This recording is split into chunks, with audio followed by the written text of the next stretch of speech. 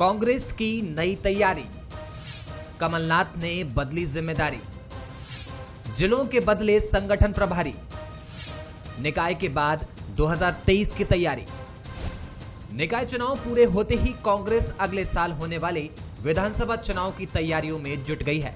PCC chief Kamal Nath ने सभी जिलों के संगठन प्रभारी बदल दिए हैं। खास बात यह है कि कांग्रेस भी बीजेपी की राह पर संगठन को मजबूत करने की ओर बढ़ चली है। उसका फोकस एक मजबूत संगठन के दम पर बीजेपी को टक्कर देने का है। चर्चा तो इस बात की भी है कि कमलनाथ ने विधायक से प्रभारी की जिम्मेदारी वापस लेकर उनको चुनाव की तैयारी करने को कह दिया है। लेकिन निश्चित रूप से कांग्रेस पार्टी की अब जो भी आगे की तैयारी है 2023 को लक्ष्य मानकर हम लोग कर रहे हैं। और हमारे जो जिला प्रभारी हमने पहले बनाए थे उसमें से कई विधायक साथी हमारे प्रभारी थे जिनको 2023 में चुनाव लड़ना है। तो माननीय अध्यक्ष जी ने उन सभी लोगों से प्रभार वापस लिया है और उनको अपने क्षेत्र में सक्रिय रहने के निर्देश दिए हैं कि जो चुनाव लड़ना चाहते हैं वो अपने क्षेत्र में चुनाव लड़ें। कांग्रेस के साथ ही बीजेपी भी संगठन में कसावट ला रही है। क्षेत्रीय संगठन महामंत्री अजय जामवाल बीजेपी नेताओं के साथ बैठक कर विधानसभा चुनाव की रणनीति बना रहे हैं। हालांकि बीजेपी कांग्रेस संगठन में हुए इस बदलाव पर निशाना साध रही है।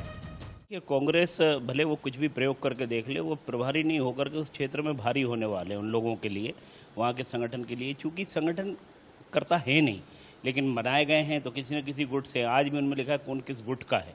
तो जब वो गुटीय स्थिति के हिसाब से जाएंगे तो निश्चित रूप से वो हासिल नहीं कर पाएंगे, क्योंकि जनता में उनका भरोसा वैसे ही समाप्त हो गया। चुनाव के 1.5 साल पहले कमलनाथ ने अधिकांश नेताओं को उनके पड़ोसी जिलों की जिम्मेदारी दी है ताकि आसानी से संगठन को मजबूत कर सके। वहीं कांग्रेस विधायक भी अपने क्षेत्रों में अभी से ही मेहनत करते दिखेंगे। लेकिन सवाल यही है कि क्या कांग्रेस अपने संगठन को मजबूत कर बीजेपी को कड़ी टक्कर दे पाएगी? क्योंकि जब बात सशक्त संगठन की होती है तो बीजेपी इस मामले में कांग्रेस से कहीं आगे है। नमस्कार, मैं हूं शरद द्विवेदी और आज का हमारा मुद्दा है कांग्रेस में बीजेपी फार्मूला। कोई हर्ज नहीं होता जब आप अपने ऐसे प्रतिद्वंदी से सीखने की कोशिश करते हैं या उसको कॉपी भी करते हैं, तो जो बहुत ताकतवर है और जिसका फार्मूला बहुत ही आजमाया हुआ है और बहुत बेहतर नतीजे लेकर सामने आता है, तो उसकी कॉपी करने में कोई नकल नहीं है, कोई हर्ज नहीं है। और यही वजह है कि कई सवाल उठते हैं। दिलीप कुमार की कॉपी करने की बात अमिताभ बच्चन साहब पर भी लगी और शाहरुख खान पर भी लगी कि साहब ये दिलीप कुमार को कॉपी करते हैं। लेकिन कॉपी जब आप दिलीप कुमार को करेंगे, मैं और किसी एक्टर का नाम नहीं लूँगा क्योंकि फिर तुलना शुरू हो जाती है, लेकिन दिलीप कुमार को आप कॉपी करेंगे तो दिलीप कुमार एक ऐसे एक्टर हैं जो हमेशा ही अपनी एक्टिंग और एक्टिंग के आला दर्जे की वजह से चर्चा में रहे, तो आप कुछ ना कुछ बेहतर तो कर ही लेंगे। अब अगर कांग्रेस संगठन की ताकत, संगठन के लगातार नए मोर्चे खोलने की कोशिश कर रही है, तो जाहिर तौर पर वो ये जानती है कि उसकी टक्कर जिस बीजेपी से है और उससे लेकर कांग्रेस के मध्य प्रदेश के अध्यक्ष और पूर्व केंद्रीय मंत्री, पूर्व मुख्यमंत्री कमलनाथ ये कहते ही रहे कि हमारी टक्कर बीजेपी से नहीं, बीजेपी के मजबूत संगठन से है। तो आपने देखा इस पैकेज में भी कि किस तरह से कांग्रेस एक संगठन को लेकर मजबूत रणनीति बनाने की कोशिश कर रही। कितनी कामयाब होगी ये तो वक्त बताएगा, लेकिन कोशिश अच्छी है और आगे बढ़ना चाहिए। आज इसी पर हम बात करेंगे। जो मेहमान हमारे साथ हैं उनसे मिल लीजिए। दिनेश गुप्ता जी हैं, वरिष्ठ पत्रकार, राजनीतिक विश्लेषक, बहुत स्वागत करता हूँ दिनेश जी। अब्बास हफीज साहब हैं, उपाध्यक्ष हैं कांग्रेस के मीडिया विभाग का और युवा नेता हैं, प्रवक्ता हैं, उनका बहुत स्वागत है। पंकज चतुर्वेदी जी हैं, प्रवक्ता हैं भारतीय जनता पार्टी के, मोटिवेशनल स्पीकर हैं, लेखक हैं, तमाम धर्मों का निर्वाह बड़ी शिद्दत से करने की कोशिश करते हैं और अच्छी बात है। दिनेश जी, सबसे पहले मुझे समझाइए कि कांग्रेस बीजेपी से ये सबक तो ले रही है कि संगठन क्या कहेंगे आप? जी, वो तो 2018 से ये बात कांग्रेस कर रही है, खासतौर पर कमलनाथ जी कि उनका मुकाबला कांग्रेस के संगठन से है। और वो 18 में आजमा भी चुके हैं कि संगठन कांग्रेस का कैसा है और भारतीय जनता पार्टी का संगठन कैसे काम करता है। जी, ताज़ा हमने 2022 के जो नगरीय निकाय पंचायत के चुनाव हैं तो उनमें देखा कि भारतीय जनता पार्टी अपनी स्थिति को मजबूत करने के लिए किस तरह से जो है एक कमिटमेंट के साथ, एक प्रतिबद्धता के साथ जो है वो जुट जाती है। तो वो प्रतिबद्धता आप कहाँ से लाएंगे? आप कॉपी तो कर लेंगे, क्योंकि आपके पास जो लोग हैं, जो नेता हैं, जो महत्वाकांक्षी लोग हैं, वो क्या उतना कमिटेड हैं? क्योंकि अभी तक जितने घटनाक्रम हुए हैं उसमें कांग्रेस पार्टी के संगठन को या उनके लोगों को ही कमजोर करने की कोशिश हुई है। भोपाल में तो जिला पंचायत का उदाहरण है कि सब कुछ बहुमत होते हुए भी कांग्रेस अपना जिला पंचायत अध्यक्ष नहीं बना पाई थी। तो सबसे महत्वपूर्ण चीज़ है आपके प्रभारी वगैरह बनाने कांग्रेस में बहुत महत्वपूर्ण नहीं होता शायद जी। जिस तरह के कांग्रेसियों का टेम्परामेंट है या वो जिस तरह की राजनीति के आदी हैं, आप किसी को भी प्रभारी बना दीजिए, वो राजनीति अपने हिसाब से करते हैं, अपने पसंद के लोगों को चलते हैं, अपने हिसाब से जो है वो कई बार जो शिकायत होती है ना कि बूथ पे लोग नहीं है, तो वो होता वो ये कि आपके चुनिंदा आपके साथ लोग हैं और टिकट आप उन्हीं के आधार पर मांगते हैं। तो बहुत सारी चीज़ें हैं जो कांग्रेस पार्टी के लिए वो कॉपी भले ही कर दे, लेकिन चुनौतियां उसकी कम नहीं होने वाली है, क्योंकि जो भारतीय जनता पार्टी का संगठन है जिसको वो फॉलो करना चाहती है वो उसके मुकाबले में बहुत ज़्यादा प्रतिबद्ध है। इसे आप किस तरह देखते हैं? एक बात हमेशा कही जाती है कि कांग्रेस सत्ता के लिए एकजुट हो जाती है, तो क्या संगठन में भी इस तरह की एकजुटता 2023 के चुनाव के लिए आपको संभव नहीं दिखती है? देखिए, ये जो है जब कांग्रेस किसी संक्रमण के दौर में होती है या जब लोगों को लगता है कि नहीं, अब जो उनके जो बहुत सारे जो विरोधी पार्टी के जो एक एजेंडा है वो एक अलग तरह का, जैसे 92 का दौर था, उसमें वो एकजुट हो गई थी। लेकिन आप देखिए ना कि 2003 के बाद 8 में हमको मध्य प्रदेश में कांग्रेस एकजुट नहीं दिखी, वही गुटबाजी हमको दिखी, 13 में नहीं दिखी। 2018 के जो परिणाम हैं वो शायद कांग्रेस के संगठन से ज़्यादा जो भारतीय जनता पार्टी की जो नीतियां थी या उनका जिस तरह का वोट में जो उनका वोट बैंक को लेकर जिस तरह की उनकी रणनीति रही वो थोड़ी सी कमजोर रही। इसमें जो है कांग्रेसी अपने से ऊपर किसी को नहीं मानते। अब्बास हफीज साहब, कि ये जो संगठनात्मक आपकी कोशिशें हैं इनके लिए ठीक है, आपको शुभकामनाएं, आगे बढ़िए आप। लेकिन जो बातें दिनेश जी ने एक इंडिपेंडेंट ऑब्जर्वर के नाते कही हैं उन पर भी आपका जवाब चाहूँगा कि तमाम चीज़ें आप भले ही बीजेपी को ध्यान में रख के तैयार करें, लेकिन वो हौसला, वो प्रतिबद्धता, वो सेल्फलेस होकर काम करने का जज्बा जो बीजेपी में नज़र आया है, ख़ासतौर से उसके संघर्ष के दिनों में जब उसके पास कुछ नहीं था, आज तो कई जगह कई चुनौतियां बीजेपी में भी दिखती हैं, वो कहाँ से लाएंगे आप? देखिए, जो आपके शरद जी सवाल था उसी के अंदर एक जवाब तो छुपा हुआ है कि आज चुनौतियां जो हैं कुछ भारतीय जनता पार्टी में भी देखने को मिलती हैं, और मैं उसको अगर देखता हूं तो आज भारतीय जनता पार्टी में वो गुटबाजी है जो कभी नहीं थी।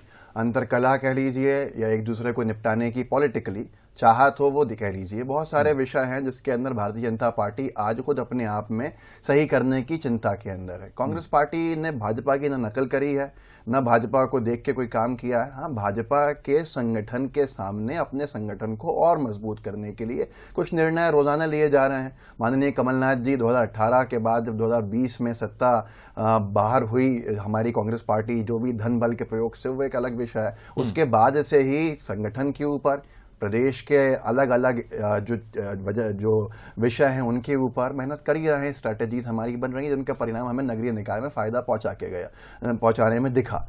आज जो किया गया है, कल 52 जिलों के प्रभारी, इससे पहले भी प्रभारी जिलों के थे, उससे पहले भी प्रभारी जिलों के थे। जैसे भोपाल की बात करें, राजधानी की, तो आज मुकेश नायक जी हैं इस सूची के अंदर, इससे पहले तरुण भनोत जी थे, उनसे पहले लखन गंगोरिया जी थे।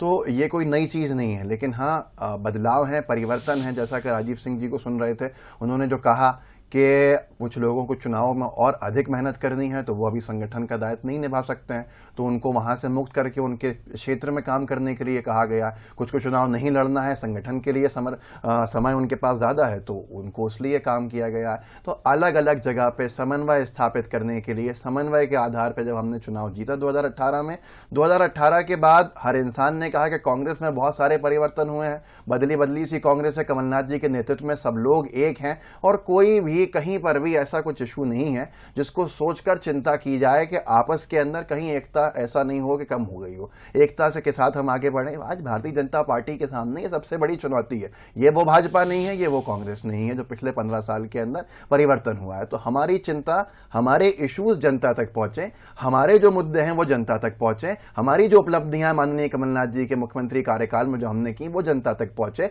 और समन्वय स्थापित हो, और उसके साथ हम चुनावी मैदान में जाने के लिए आज से से तैयार खड़े हुए हैं, तो ये हमारी अपने आप में एक उपलब्धि है। पंकज जी, कांग्रेस भले ही ये दावा करे, ये सच है कि जो संगठनात्मक मजबूती भारतीय जनता पार्टी की है उसके करीब पहुंचना या उसे अडॉप्ट करना आसान नहीं है, क्योंकि कुछ चीज़ें जिस परंपरा के तहत निर्मित होती हैं, कांग्रेस की जिस तरह की परंपरा है वो आज भी मजबूती से कायम है, और भारतीय जनता पार्टी की जो संगठनात्मक मजबूती का स्तर है वो आज भी कायम है। लेकिन चुनौतियां भी नजर आती हैं दोनों तरफ। कांग्रेस के लिए चुनौती है आपके मजबूत संगठन को छूना, तो आपके लिए ये चुनौती है कि आपके संगठन को और मजबूत करते हुए वक्त के साथ जो परिवर्तन हुए हैं उनमें समन्वय और एक दूसरे को आदर सम्मान और स्पेस देते हुए आगे बढ़ना। कैसे देखते हैं आपसे? देखिए शरद जी, बैठे बैठे क्या करें, करना है कुछ काम, चलो बदले जाएं प्रभारी, भटके कार्यकर्ताओं का ध्यान, मिल जाए थोड़ा सा मीडिया में स्थान, इसके अलावा कुछ नहीं है। और आपने जो कहा उससे शरद जी मैं पूर्णतः सहमत हूं कि यदि आप सफल हैं तो आपकी चुनौतियां ज्यादा हैं, असफल है तो ठीक है, जैसे कांग्रेस है कि करते रहे, कुछ न कुछ करते रहें। अब अभी भोपाल की बात आ रही थी कि जो प्रभारी हैं वो चुनाव, मतलब मुकेश नायक जी चुनाव नहीं लड़ेंगे, स्पष्ट है। एक उदाहरण दे रहा हूँ, आप पूछ लीजिए मुकेश नायक जी, अभी आप शरद जी डिबेट में कॉल करके पूछे थी, मुकेश नायक जी मना करते चुनाव लड़ने से, तो पूरी उनकी तैयारी चुनाव लड़ने से, चुनाव लड़ने की।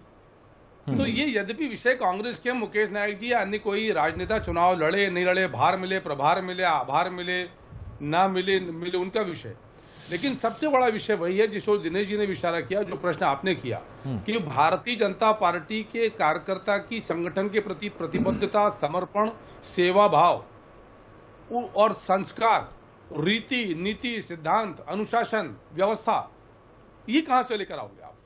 एकाध चीज हो तो चलो कॉपी करके आप कुछ काम आ जाए, पर यदि मूलभूत जो पद्धति है, जो जिसको हम कहते हैं पॉलिटिकल कैरेक्टर जो है, वो डिफरेंट है कांग्रेस पार्टी को, कोई बुरी बात नहीं है, वो कांग्रेस पार्टी की पैटर्न है।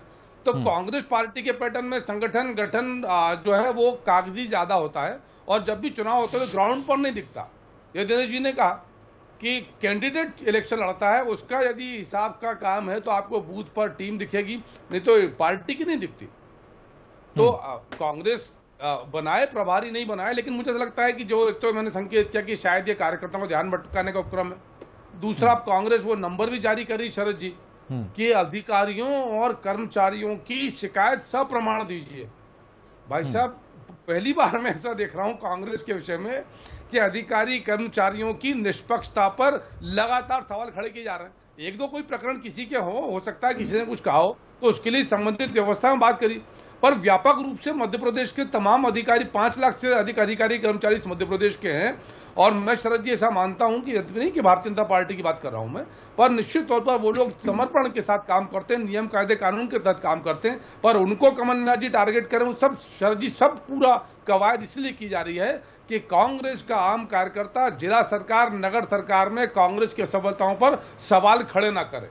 जी चलिए, नए प्रभारी बना दिए, वो काम करेंगे, और आप ढूंढिए, आप अफसरों के प्रमाण लेकर आइए। जनता से जुड़े मुद्दों पर कोई सरोकार नहीं। कमलनाथ जी को 2018 से शरद जी 2022 हो गया, इस मध्य प्रदेश में जैसी भी राजनीति करते हैं, हेलीकॉप्टर ही करते हैं, जो भी करते हैं, कोई एक मौलिक चिंतन, कोई मौलिक सुझाव, कोई बड़ा मूवमेंट, कोई बड़ा आंदोलन। पहले तो बीजेपी ने स्पेस नहीं दिया, फिर आपने स्पेस की बात करी बीजेपी के। चलिए, जी जब प्रॉपर दूसरे राउंड पर 30 सेकंड जी, सर 30 सेकंड जब प्रॉपर पेस होता है ना सर, तो स्पेस अपने आप बन जाता है। तो कांग्रेस में रेस है, बीजेपी में पेस भी और स्पेस भी है।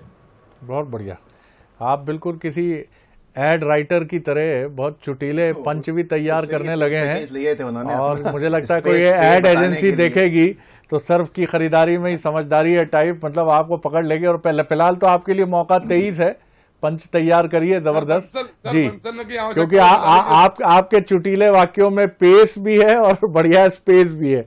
बहरहाल आपके युवा मित्र भी कुछ कहना चाह रहे हैं। एक बड़ा आरोप कह लें या एक तरफ ध्यान आकर्षण किया पंकज भाई ने कि उनको चुनाव नहीं लड़ना है, ऐसा कहा जा रहा है। मैंने ये कहा था शुरू में कि जो लोग चुनाव में ज्यादा मेहनत अपने क्षेत्र में देखते हैं तो उन्होंने अपने आप को मुक्त करने के लिए, वहां से पद से मुक्त करने के लिए कहा कि हम नहीं कर सकते। तो ऐसे बहुत से लोग हैं, तरुण भनोत जी भी हैं उसके अंदर, उस प्रभारियों की सूची के अंदर, जिनको लगता है कि वो दोनों चीजें मैनेज कर सकते हैं, जिनके लिए आसान है, तो वो सूची के अंदर है। तो ये तो एक बड़ा विषय नहीं। अधिकारी कर्मचारियों के लिए जब कहा गया तो अधिकारी कर्मचारियों में से कुछ अधिकारी ऐसे हैं जिन्होंने तहसीलदार के तौर के ऊपर सर्टिफिकेट दे दिया, नायब तहसीलदार के तौर के ऊपर। पन्ना कलेक्टर को किसने फटकार लगाई? हाईकोर्ट के जज साहब ने फटकार लगाई कि ऐसा लगता है, प्रतीत होता है कि जैसे इन्होंने पॉलिटिकल पार्टी का, सत्ताधारी दल का जो है एजेंट बन के काम किया है। हम नहीं कह रहे हैं, अदालतें कह रही हैं। अगर माननीय कमलनाथ जी ने ईमेल एड्रेस जारी किया है तो जो निष्पक्षता के साथ काम करते हैं उन पर तो कोई सवाल ही नहीं है। लेकिन हाँ, जो अधिकारी कर्मचारी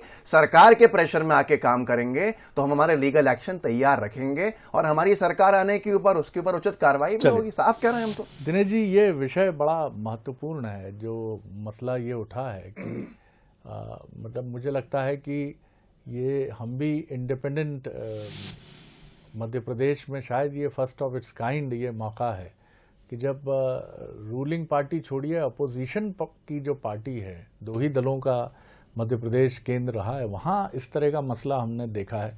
आप इसे एक मनोवैज्ञानिक कोशिश के तौर पर देखते हैं या कांग्रेस की कुछ अलग करने की एक जो निरंतर कमलनाथ जी कोशिश करते रहे उसका हिस्सा, और कितना फायदा या नुकसान इसका हो सकता है? देखिए शरद जी, कांग्रेस देश की तैयारी में है, ये बहुत स्पष्ट है। परिणाम जो भी हो, आप देखिए कि कुछ चीजें हैं जो अब कांग्रेस ने एक छन्ना लगाना शुरू कर दिया कि अब किसको कहाँ भेजना है उसकी, वो अपनी कहीं ना कहीं जो ग्राउंड की टीम है वो तैयार कर रही है। यदि वो विधायकों को प्रभार से हटा रहे हैं तो हो सकता है जिन विधायकों को हटा रहे हैं उनको टिकट की पक्का हो गया हो कि ये मान लिया हो कमलनाथ जी, इनको उन्हीं को डिसाइड करना है कि इनको हमको टिकट देना है और ये इनकी विनेबिलिटी ज़्यादा है। अब जो सीनियर लीडर हैं जिनको लगता है कि अब ये टिकट इनको नहीं देना, इनकी दावेदारी भी नहीं है, तो यदि ये संगठन में थोड़ा बहुत स्थिति, हमने नगरीय निकाय के चुनाव में भी देखा था कि बहुत सारे प्रभारी बनाए थे, तो जिन जगह के बनाए थे उनको फिर वहीं भेज दिया गया है। तो वो एक तरह से ग्राउंड वर्क की कि आप कैंडिडेट सेलेक्ट करिए, आप संगठन देखिए, पोलिंग स्टेशन देखिए। यदि एक जिम्मेदार आदमी वहाँ होगा तो कहीं ना कहीं आपके पास जो फीडबैक है वो इंडिपेंडेंट होगा कि जो है वहाँ क्या स्थिति। गुटबाजी अपनी जगह, कांग्रेस तो उससे मुक्त नहीं हो सकती, लाइकिंग डिसलाइकिंग सभी जगह चलती है। ऐसी कोई भी दल नहीं है जिसमें पसंद ना पसंद के आधार पर टिकट ना दिया जाता हो। तो अब देखिए ना कि उनको यदि करना है कि हमें मुद्दा क्या होगा, हमें किन चीज़ों को करना, बहुत सारे काम है जो अब कांग्रेस पार्टी को लग रहा है कि उन्हें अब ये स्टार्ट करने पड़ेंगे। तो उस हिसाब से रीजनल उनको बैलेंस देखना है, उनको कास्ट इक्वेशन देखना है, तो उनके लिए एक चाहिए कोई ना कोई जिससे आप टाइम टू टाइम एक रिपोर्ट ले सकें, जहां मीटिंग करके बात कर सकें। क्योंकि जो कांग्रेस का जैसे आप देखें ना जिला कार्यालय, मुझे तो ऐसा लगता है बहुत सारे अब वो उस तरह की कांग्रेस नहीं दिखती जहां हर जिले में उनका कार्यालय लगातार खुल रहा हो या जो है लोग पदाधिकारी बैठते हो, वहाँ मीटिंगें होती होंगी। अब तो मतलब बहुत सारे ऐसे कम दृश्य आते हैं जो आमतौर पर कांग्रेस की राजनीति में होते थे। तो जिला कांग्रेस कमेटी के दफ्तरों को भी एक्टिव करना होगा, ब्लॉक को भी करना होगा। तो बहुत सारी चीज़ें जो डिफंग यदि संगठन पड़ा हुआ है तो उसको एक्टिव करने के लिए तो हो सकता है ये एक चांस कांग्रेस पार्टी ले रही है कि शायद इससे उनको स्टार्ट मिल जाए और वो उसी दिशा में ये प्रयास। क्या इसमें आप उसकी लंबे समय तक सत्ता में रहने की जो एक उसकी आदत रही है, कुछ उसका भी कोई अक्स आप इसमें देखते हैं क्या कि रूलिंग पार्टी होते हुए भी उसने इस तरह से ये एक नंबर अपना जारी किया है अपने सीनियर लीडर का कि कहीं कोई शिकायत हो तो हमें भेजिए? नहीं, बिल्कुल। देखिए क्या है कि उनको पता है कि एक माहौल यदि बनाना है आपको, अल्टीमेटली जो लड़ाई है आपकी केवल आपको वोट हासिल करने की नहीं है, ये आपको ब्यूरोक्रेसी से भी निपटना है। वो ऐसा नहीं है कि कांग्रेस की सरकार रही हो, तो आप याद करिए कि जब कांग्रेस की सरकार थी तो शिवराज जी ने भी कहा था कलेक्टर को लेके कि आप अपना बिहेवियर या जिस तरह का तरीका है वो सुधारिए। वो उन्होंने भी आरोप लगाए थे। ये हर विपक्षी दल की ये समस्या होती है, वो ब्यूरोक्रेसी को लेके करता है और उससे लड़ाई भी होती है कि कहीं ना कहीं कई तरह के लोग होते हैं जो कुछ तो इंडिपेंडेंटली वर्क करते हैं जैसा उन्हें करना चाहिए, कुछ पार्टी बन जाते हैं। तो ऐसे लोगों की चुनौती भी है और यदि अभी से दबाव बना लेंगे तो मनोवैज्ञानिक जो दबाव बनता है वो कुछ ना कुछ हद तक आपको कुछ गेन कराता है। चलिए पंकज जी, थोड़ा सा सवाल इसका भी जवाब आप दीजिएगा ज़रूर कि जिस तरह कांग्रेस ने नंबर जारी किया है 123 अधिकारियों की, इसके पहले सूची या उनके बारे में शिकायत की बात थी, बीजेपी के समय में भी हमने देखा है कि मसले उठते रहे हैं। उमा जी जब अपोजिशन की लीडर थी 2003 के पहले तो मध्य प्रदेश में कुछ इसी तरह की बातें थीं, सब ठीक करेंगे, बेहतर करेंगे। कभी सुप्रीम कोर्ट की बात हो जाती है इस देश में, कभी ईडी आईडी की बात हो जाती है, सीबीआई और एजेंसियों, केंद्रीय एजेंसियों को तोता बताने की बात भी बीते 1.5 दशकों में हमने देखी और सुनी है। ये एक सर्वोच्च संस्थाओं पर भी छींटाकशी है और ब्यूरोक्रेसी, खासतौर से अब मध्य प्रदेश की तरफ मैं लौटूं तो आप दोनों चुनाव में आगे बढ़ने की होड़ में जिस तरह से ब्यूरोक्रेसी को टारगेट आप कर रहे हैं आप दोनों, तो ये चीज कहीं ना कहीं उस प्रशासनिक व्यवस्था का तो प्रभाव और उसकी चिंता को बढ़ाएंगे, और लोकतंत्र के लिए भी कितना उचित कितना अनुचित ये आप बेहतर रोशनी डाल सकते हैं। शरद जी, मैं बहुत जिम्मेदारी पूर्वक आपसे निवेदन कर रहा हूं कि भारतीय जनता पार्टी ने कभी भी कार्यपालिका, जिसको हम ब्यूरोक्रेसी कहते हैं, उस पर कभी भी उंगली नहीं उठाई। किसी अधिकारी विशेष का प्रकरण हो तो बात अलग है, और जिस व्यापक स्वरूप में कांग्रेस मध्य प्रदेश के 5 लाख अधिकारी कर्मचारियों को बदनाम करने का षड्यंत्र करे, ऐसा भारतीय जनता पार्टी ने कभी नहीं किया। क्योंकि हम ऐसा मानते हैं कि कार्यपालिका इस लोकतंत्र का अविभाज्य और अनिवार्य और महत्वपूर्ण अंग है, और यदि किसी अंग को आप इस प्रकार से, किसी भागों को इस प्रकार से विक्षिप्त करने का, नष्ट करने का, भ्रष्ट करने का, आरोपित करने का प्रयास करेंगे तो शरद जी उचित नहीं। हमने तो इसलिए मैंने शुरुआत इस बात से करी कि दोष कमलनाथ जी का, कांग्रेस पार्टी का, कांग्रेस पार्टी के नेतृत्व का, कांग्रेस की असफलता की जिम्मेदार कांग्रेस पार्टी की रीति नीति और नेता, और कार्यकर्ताओं को भ्रमित करेंगे। भाई कार्यकर्ता सवाल पूछ रहा है कि बड़े बड़े दावे थे आपके, क्या हुआ? तो बोले प्रभारी बदल दिए, आइए प्रभारी बदल लेते हैं, चलिए और फिर नंबर जारी कर देते हैं और आप इकट्ठे करिए। मतलब जन मुद्दों पर काम करना, जन विकास के विषयों पर बात करना, क्षेत्र के मुद्दों पर बातचीत करना, उस पर ध्यान केंद्रित नहीं है। सुन लीजिए, अब्बास हफीज साहब कुछ कहना चाह रहे हैं व्यग्रता से। जी पंकज जी, अगर कोई बात बार बार कह रहे हैं तो वो सही जरूरी नहीं है कि सच हो जाए। इन्होंने कहा कि इन्होंने कभी आरोप ही नहीं लगाए। पिट्ठू कलेक्टर कहा गया शिवराज सिंह चौहान जी द्वारा, अधिकारी की बात थी। इलेक्शन कमीशन अभी की अगर बात करें, अभी की अगर बात करें तो वीडी शर्मा जी ने क्या कुछ नहीं कहा चुनाव आयोग को लेकर, चुनाव आयोग को लेकर क्या कुछ नहीं कहा, कितने गंभीर बातें कही है, कितनी गंभीर उसके ऊपर कहा गया। और ब्यूरोक्रेसी की पूरी की अगर बात करें, सत्ता से बाहर हुए तो गोपाल भार्गव जी ने जो शब्दों का इस्तेमाल किया था ब्यूरोक्रेसी के लिए, मैं यहां पर उसका इस्तेमाल तक नहीं कर सकता। पंकज भाई, आपको याद होगा, नहीं तो आप अकेले अलग से पूछ लीजिए, पता कर लीजिएगा जिन शब्दावली का उपयोग किया गया था ब्यूरोक्रेसी के लिए, वो मैं यहां बोल भी नहीं पाऊंगा। आप लोग सत्ता से बाहर होते हैं, नौकरशाही के ऊपर, अफसरशाही के ऊपर जिस तरह के आरोप लगाते हैं, वो तो इस स्तर के चले जाते हैं कि जो मुझे लगता है यहाँ चर्चा भी नहीं की जा सकती है। लेकिन आखिरी बात, अगर कोई कलेक्टर, कोई एसपी, कोई अधिकारी, कोई कर्मचारी आपके प्रेशर में आएगा तो वो उसको खुद सोचना पड़ेगा कि वो अपने लिए क्या करे। चलिए Pankaj ji 30 second, Pankaj ji 30 second. Sir, अपने कार्यों का सुधार करें, कार्यपालिका पर दोषारोपण क्यों? कार्यपालिका ने क्या बिगाड़ा? चुनाव आयोग पे आपने क्यों दोषारोपण किया? चलिए सर, अब मैं आगे नहीं बढ़ पाऊंगा, क्यों किया था आपने? लेकिन ये सही है कि आप लोकतंत्र में जो महत्वपूर्ण हमारे संवैधानिक उपक्रम है, चाहे वो कार्यपालिका हो, न्यायपालिका हो, ब्यूरोक्रेसी हो, या चौथा स्तंभ हो, या तमाम पॉलिटी खुद, जिसका एक बहुत बड़ा राजनीतिक तंत्र खुद बहुत बड़ा हिस्सा है, हम सब अगर एक दूसरे को लेकर गहरे सम्मान भाव से नहीं भरेंगे, और बहुत अच्छी बात है कि मध्य प्रदेश में ये भाव अभी तक, मैं बेहिचक ये कह सकता हूं कि मैंने उसको अभी तक मौजूद देखा है। कुछ छिटपुट प्रसंग आते हैं जिसमें से कुछ चिंता भी करते हैं, लेकिन वो बड़े नहीं हो पाते हैं। टचवुड, ये बड़ी अच्छी चीज़ है और आगे भी ये प्रक्रिया बनी रहे, क्योंकि मध्य प्रदेश का एक तो हमें बहुत प्रिय है ये चरित्र कि ये 2 ही दलों की राजनीति का केंद्र बिंदु है। और मैं ये तो नहीं कहूँगा कि लोकतंत्र में, क्योंकि बाकी दल जो खम ठोकते हैं वो दुखी हो सकते हैं, लेकिन 2 दलों की राजनीति कई मामलों में बड़ी मजबूत राजनीति होती है, और इस राजनीति में बहुत सारी जो संभावनाएं, आशंकाएं 4, 5, 6 दलों की होती है, वो चीज़ें यहाँ नज़र नहीं आती हैं जो अच्छी होती हैं। तो ईश्वर करे ये स्वरूप इंटैक्ट रहे, बाकी दल भी अपनी शक्ति का प्रदर्शन करते रहें। बहुत शुक्रिया पंकज जी, बहुत धन्यवाद करता हूँ अब्बास हफीज साहब, बहुत शुक्रिया दिनेश जी। आगे देखिए छत्तीसगढ़ आज का मुद्दा अभियान पर घमासान। नमस्कार।